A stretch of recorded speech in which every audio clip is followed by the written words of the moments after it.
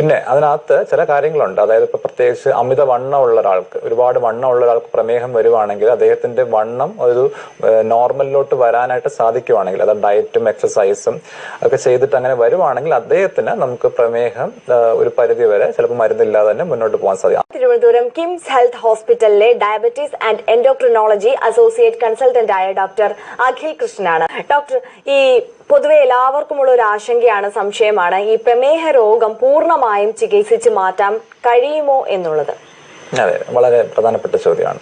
പ്രമേഹ രോഗം നമ്മുടെ അടുത്ത് വരുന്ന രോഗികൾ വരുമ്പോഴത്തേക്കും നമുക്ക് ഡോക്ടർമാർക്ക് ഏറ്റവും ഇഷ്ടം എന്ന് പറഞ്ഞാൽ ഒരു അസുഖം ഒരു മരുന്ന് കൊടുത്ത് ഭേദമാക്കിയിട്ട് നിങ്ങളുടെ അസുഖം മാറി എന്ന് പറയുന്നതാണ്. പക്ഷേ നിർഭാഗ്യവശാൽ പ്രമേഹത്തിന് ഇതുവരെ നമുക്ക് അങ്ങനെ ഒരു ചികിത്സ നിലവിൽ അവൈലബിൾ അല്ല. അതായത് നമുക്ക് ചികിത്സിച്ച് ഭേദമാക്കുന്ന രീതിയിലുള്ള ചികിത്സാ രീതികളില്ല.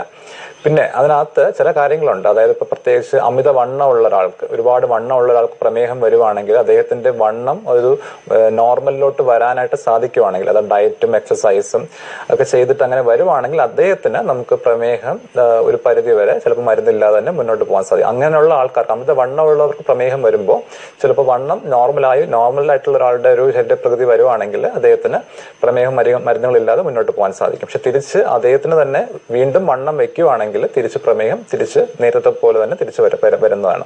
അപ്പം വേറെ അല്ലാതെ മരുന്നുകളിലൂടെ നമുക്ക് ഭേദമാക്കുന്ന ഒരു അസുഖമല്ല പ്രമേഹം. പക്ഷെ നമുക്ക് നിയന്ത്രിച്ച് നിർത്താൻ സാധിക്കും, നല്ല രീതിയിൽ നിയന്ത്രിക്കാൻ സാധിക്കും ഇത്. സാർ, ഞാൻ ആൻജിയോപ്ലാസ്റ്റിക് ചെയ്ത ഒരാളാണ്. ഓക്കെ. 6 മാസമായി ആൻജിയോപ്ലാസ്റ്റിക് ചെയ്തിട്ട്. അന്നേരം ചെയ്ത ശേഷം ചെയ്യുമ്പോൾ എനിക്ക് ഷുഗർ ഉണ്ടായിട്ടില്ല. ചെയ്ത ശേഷം ഷുഗർ കുറച്ച് കൂടി. ഷുഗർ കൂടി ഞാൻ ദിവസം 2 നേരം ഗുളിക കഴിച്ചുകൊണ്ടായിരുന്നു. ഇപ്പൊ കുറച്ച് നോർമൽ ആയിട്ടുണ്ട്. ഇപ്പൊ ഒരു നേരം ഗുളിക കഴിക്കുന്നത്.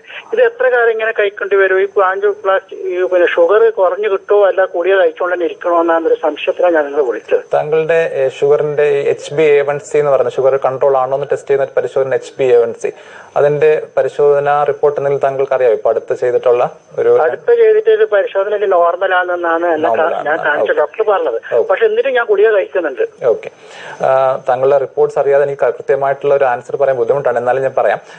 ഈ പറയുന്ന നമ്മുടെ ഇപ്പോഴത്തെ പ്രമേഹത്തിന്റെ ചികിത്സയിൽ ഒരുപാട് വ്യത്യാസങ്ങൾ, ഒരുപാട് ഡെവലപ്മെന്റ്സ് ഇപ്പൊ അടുത്ത വർഷങ്ങളിൽ വന്നിട്ടുണ്ട്. അതിനകത്ത് ഒരു പ്രധാനപ്പെട്ട ഒരു വ്യത്യാസം എന്ന് പറഞ്ഞാൽ, നമുക്ക് ഈ ഹാർട്ട് അറ്റാക്ക്, സ്ട്രോക്ക് പോലുള്ള അസുഖങ്ങൾ വന്നവർക്ക് ചില പ്രമേഹത്തിന്റെ പുതിയ മരുന്നുകൾ നമുക്കത് ഹാർട്ടിനും നമ്മുടെ കിഡ്നിയുടെയും അതുപോലെ തന്നെ ഞരമ്പുകളുടെയൊക്കെ പ്രവർത്തനത്തിന് മെച്ചപ്പെടുത്തുന്ന രീതിയിലുള്ള മരുന്നുകൾ നമുക്കിപ്പോൾ ഉണ്ട്. അപ്പൊ അങ്ങനെയുള്ള മരുന്നുകൾ താങ്കൾ കഴിക്കുന്നുണ്ടെങ്കിൽ അത് നമ്മുടെ ഹാർട്ടിന്റെയൊക്കെ പമ്പിങ്ങും ഹാർട്ടിന്റെയൊക്കെ രക്തക്കുഴലിന്റെയൊക്കെ പ്രവർത്തനമൊക്കെ നല്ല ഇംപ്രൂവ് ചെയ്യുന്ന രീതിയിലുള്ള മരുന്നുകളായിരിക്കും. അപ്പം താങ്കളുടെ പ്രമേഹത്തിന്റെ അളവ് ഇപ്പൊ നോക്കിയിട്ട് മരുന്നിന്റെ ഡോസ് അഡ്ജസ്റ്റ് ചെയ്യേണ്ടി വരും. 2 ഇത്തരം മരുന്നുകൾ താങ്കൾ കഴിക്കുന്നില്ല എന്നുണ്ടെങ്കിൽ അതും കൂടെ താങ്കളിനകത്ത് ഇൻക്ലൂഡ് ചെയ്യുന്നത് നല്ലതായിരിക്കും. ചിലപ്പോൾ ബാക്കി മരുന്നുകൾ പതുക്കെ നമുക്ക് നിർത്താനും സാധിക്കും.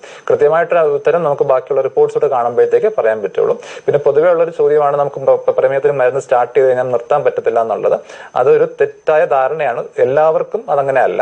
ഒരു പരിധി വരെ ചിലപ്പോൾ നമുക്ക് അങ്ങനെ തന്നെ കഴിക്കേണ്ടി വരുമായിരിക്കും. താങ്കൾക്കും അല്ലെങ്കിൽ അതുപോലുള്ള രോഗികൾക്കും നമുക്ക് ഡയറ്റും എക്സസൈസും കുറച്ചും കൂടി നല്ല രീതിയിൽ ഫോളോ ചെയ്യാൻ പറ്റുന്നുണ്ടെങ്കിൽ നമുക്ക് പ്രമേഹം ഒരു പരിധി വരെ നമുക്ക് മരുന്നുകളുടെ സഹായം ഇല്ലാതെ തന്നെ നിയന്ത്രിക്കാൻ സാധിക്കും.